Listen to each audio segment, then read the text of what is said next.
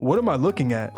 Not one, not two, but now 3 spending events. And this is coming off the back of ZZZ's horrific spending event. So yeah, that's right.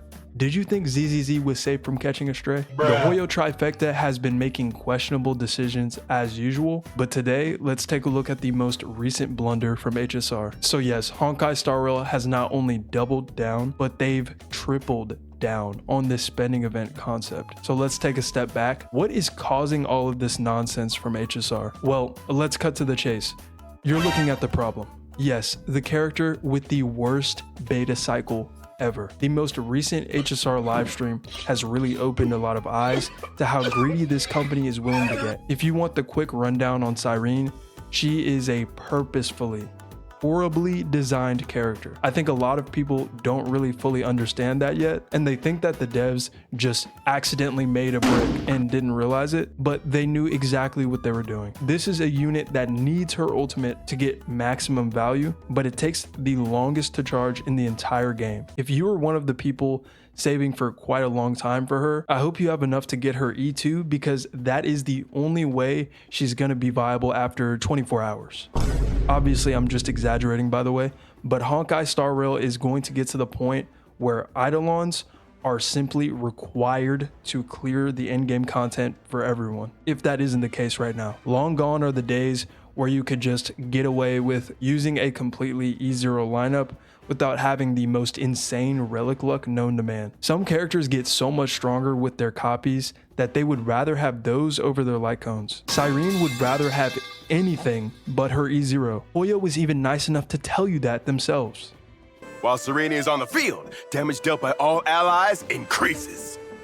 When combat begins... Shut your bitch! Hold on, yeah, beef in a bouncy ass like a bubble. Looking at Phil, yeah, I'm calling a huddle. Pussy, I'm sipping through puddles. You know that, but yeah, I'm up in my cuddle. Kill that boy, gonna fly like a shuttle. Saw me on team, y'all need a rebuttal. I don't got bread, yeah, I'm finna struggle. Shoot with a bricky, I feel like Russell. I got Bucky, I don't need Russell. It's not like this kind of situation blew up all at once with Cyrene. It's been a slow burn, with people seeing other units require an E1 or an E2 and just brushing it to the side. But it's now that the Alicia XP, with one of the best designs and best animations in the game, is finally being released, that the majority have finally had enough. It's funny that they present a Cyrene like this in the showcase because they want this to be the standard. They no longer want HSR to be free-to-play accessible whatsoever, and they've made no changes to support a free-to-play for a while now. Even though the majority of players are free-to-play, they are locking enjoyment behind a paywall more and more every patch. Just look at the banner setup for this patch. Arguably even worse than the forced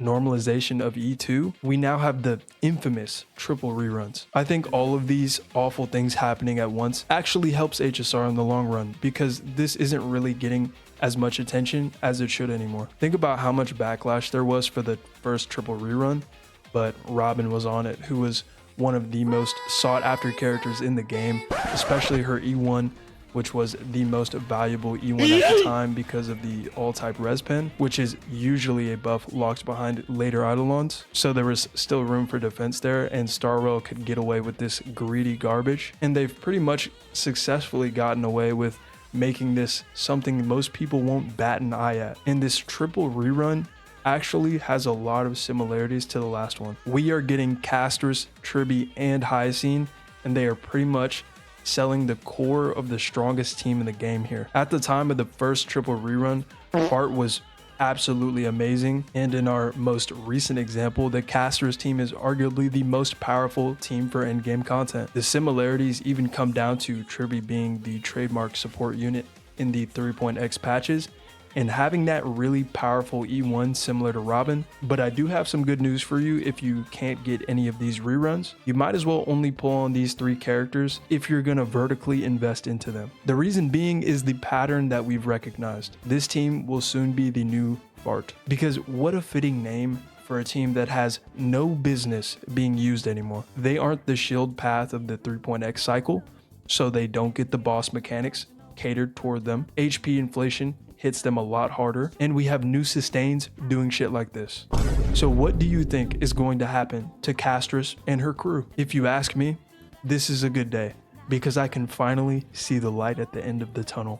Tribby, will finally get power crept. Too bad you probably won't be able to get her replacement because you will still get a weak amount of pulls per patch. Oh, I know what'll make this better. What do you think of this? 我们先来看看这顶帽子吧，哎，感觉可以叫它咪咪兔帽，走起路来很 Q 弹，有种短短的感觉，所以 Stop complaining, it's only $30. Come on now, $30. Oh yeah, you heard me right. It's $30 US. Hold on, I'm getting a call from my manager.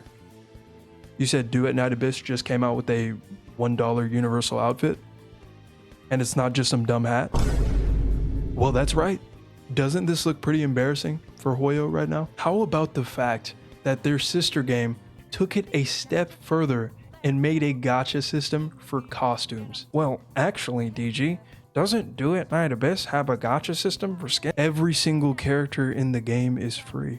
Don't get me wrong, I'm not saying the Duet Night Abyss banner system is good or anything for their skins, but would you rather your game be monetized through you buying characters or skins? If you're a Hoyo dev watching this, you probably just said both.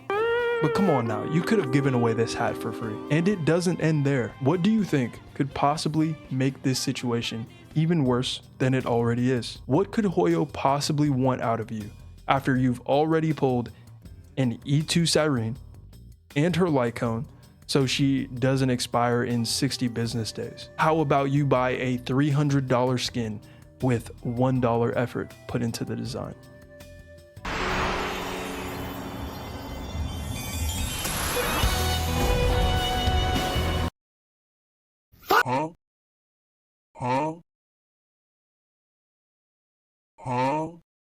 I don't even know what you want me to say about this one. You know what? Yeah, editor, turn on the goofy music. Who is going to spend $300 to see the Trailblazer with Cyrene in her ultimate animation that you can miss if you look away for a quick moment? Please let me know if you're gonna spend $300 to imagine yourself having an anime girlfriend for 3 seconds. If you're simping, then you can just simp for free. Look her up on Twitter or something, I don't know. Oh, never mind. There's actually a unique idol animation that makes the skin worth it now. So this one is actually pretty funny from Hoyo. They have a good sense of humor over there. They had to just be thinking, you know what? Let's just see if they spend money on this one. If they do, we can just make the next spending event about $500 for a charm. It's a free bonus if you support Hoyo voluntarily. Oh, guys, why didn't we think of that? It's a free bonus. Of course, it's a free bonus if you guys would just support Hoyo. Duh. Hey, we all know they need the support because they're totally not dishing out lazy content or anything. This stuff takes a lot of work. Now, before you tell me that you get rewards before you buy the skin or whatever, they literally don't matter, especially for the price. Oh wow, I get a golden companion spirit that I can use to get Topaz and waste 3 months building her so I can finally get to use her in 2026 and see how hard she got power crept in Stygian Onslaught. Or I can get one of those standard characters that they won't buff. You would get the same amount of value out of that item if it wasn't even there because of the price that it's at. And remember, it isn't like this company needs to do this because they're going bankrupt or something. Let's take a look at how much Hoyo made in a single year. Let's say 2022. So for anyone who can't read this number, it basically means they make enough money to make Cyrene jump out of the screen and cook dinner for you. So we can't still be really defending this. We're better than that. We're better than that. I joke about people actually buying this skin, but it actually will happen. And they are going to release another spending event